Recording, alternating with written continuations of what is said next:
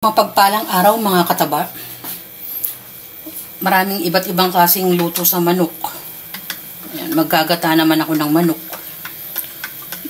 Gumamit lang ako dito ng nakasachet na panggata.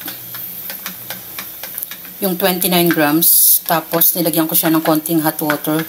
Mga half cup ng hot water ang inilagay ko dito. Ayan. Tapos dito, ito na yung manok. Pinakulo ko to kanina kasi tinanggal ko naman yung ating liquid. Ito yan, oh.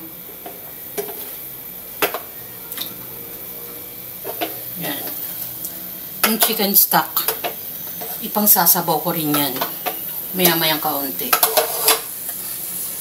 Madali lang naman tong luto na to. Tapos, lagay na natin yung ating bawang sibuyas. Bawang sibuyas, konting mantika para hindi masunog agad, hindi pa nagmamantika. Ayan. Ayan. Tapos ito yung iba nating ingredients. Yung gata natin, haluan ko ng isang malaking patatas lang yung nilagay ko, siling green, isang malaking siling green din, hinati ko sa tatlo para magkaroon siya ng lasa. At meron din akong curry. Yan, curry powder. Maglalagay ako ng curry powder mamaya.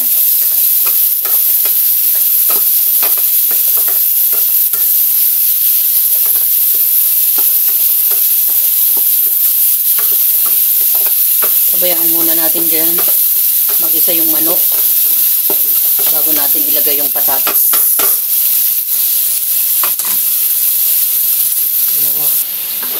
Nilagay ko na yung patatas.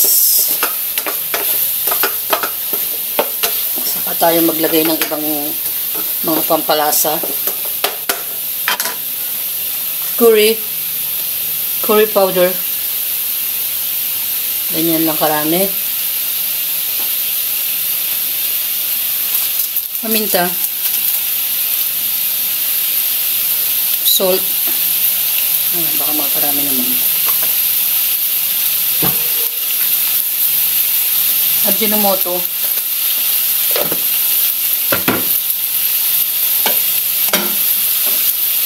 Pinagkuluan ng manok. Ayan. Haluin natin.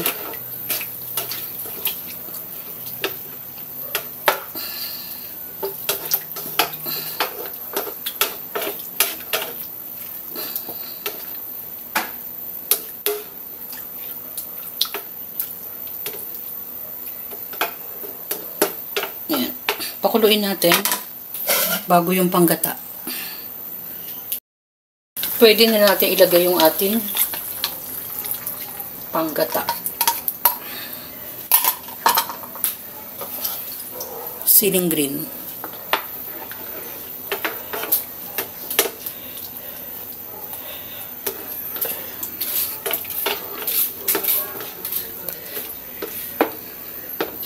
Pag nakita nating malabnaw, pwede naman tayo magdagdag.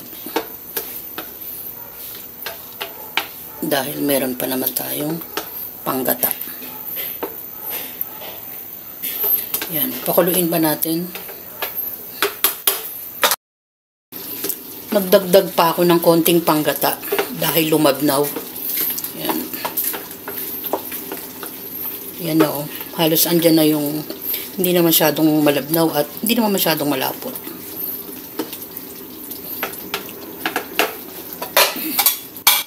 Tikman na natin. Okay na, okay na. Sarap. Ready to serve na yan. Masarap na. Promise.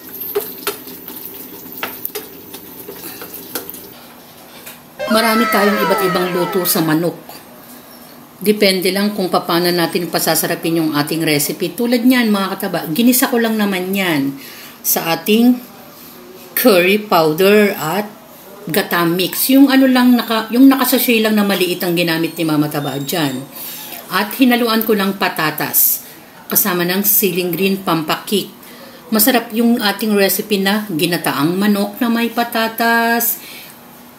Madali lang siyang sundan na naman ang ganyang luto na napakasarap. Enjoy, kumain at maging masaya. Salamat sa panonood! At bye! Ingat mga kataba!